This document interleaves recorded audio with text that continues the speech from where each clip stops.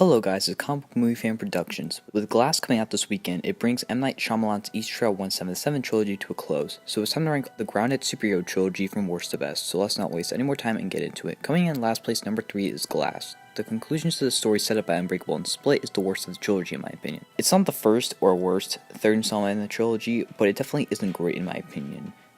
All the performances are great both from old and new characters, especially from Samuel L. Jackson and James McAvoy, who completely transform into these complex characters. The action is good, the ideas are interesting and explored pretty well, the side characters from previous films are used really well, it's shot beautifully, and the cinematography is gorgeous, the music is decent, and it's a satisfying ending to the story, but it does shove some characters to the side, especially David Dunn, who doesn't do much. The film tries to do some things in the third act, which doesn't fully feel earned, and it definitely feels like some stuff was cut out and that the film wanted to do more, but because of budget constraints, they couldn't do more. But I still really enjoyed it overall. If you want to hear more, I did an hour-long discussion with two of my friends on my channel, so you can check that out if you're interested.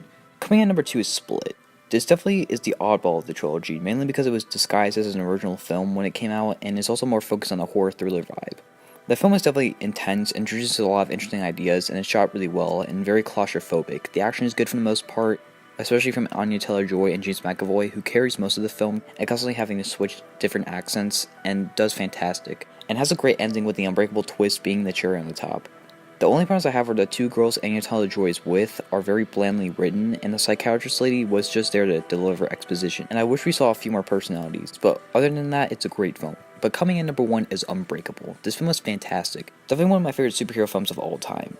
It was definitely revolutionary for the time, considering it analyzed the comic book genre and cliches way before the age of superhero films like Deadpool and Kick-Ass that dominated the mainstream. The film doesn't have much action, instead decides to focus on character development, and studies the themes of identity, destiny, and what it means to be something more. The performances are great across the board, the score is haunting and triumphant at the same time, it has so many great camera shots, great twists and moments, it has a great script and dialogue, and it's one of the most unique and grounded superhero films I've ever seen. And that's the list. What is your ranking of these films if you've seen them? Comment down below and please like and subscribe for more content. I'm Comic Book Movie Fan Productions signing out.